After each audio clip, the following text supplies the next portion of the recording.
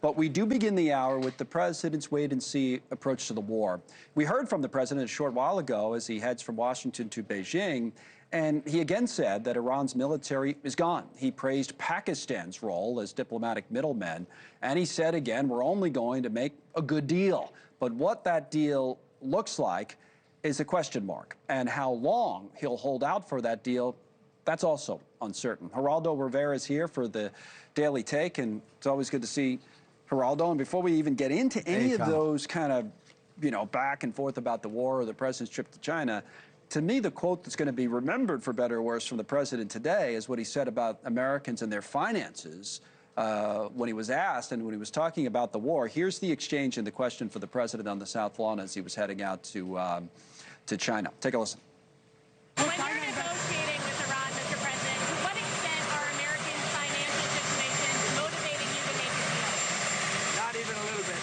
The only thing that matters when I'm talking about Iran, they can't have a nuclear weapon. I don't think about Americans' financial situation. I don't think about anybody.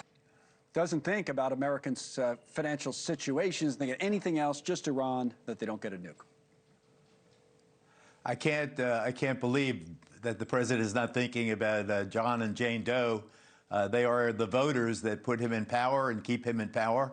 Yet the midterm elections coming up, I think, in reality, the president and his political operatives anyway think of little less than America's, how the public feels about their finances.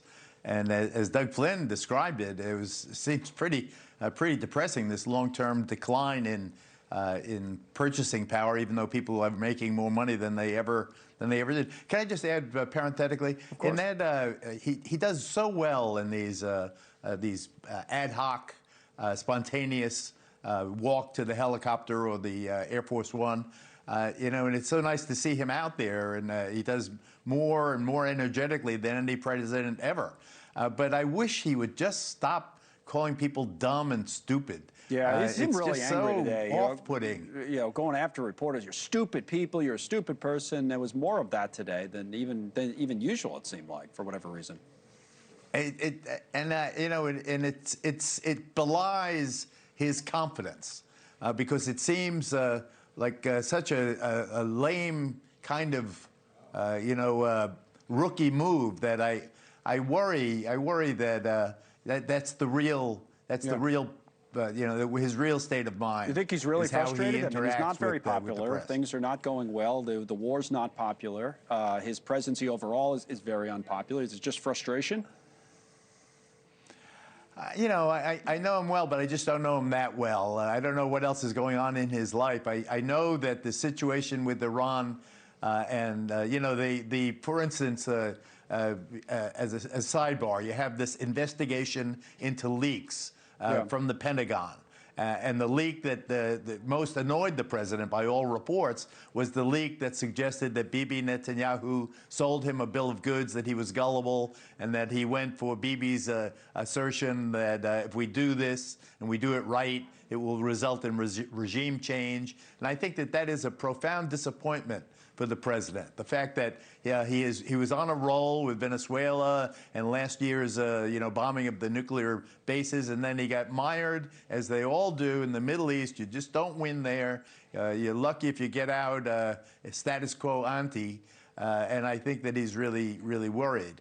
I really do believe, and I said this yesterday, and I don't know what the reaction, if any, has been, but we have to be aggressive. I heard your interview with the Admiral last hour. Yeah. We have to do something short of bombing all of those civilian sites, the infrastructure and so forth, and I believe that Project Freedom is the way to go. Robust convoys. We need convoys, World War II-style convoys, out of the Persian Gulf.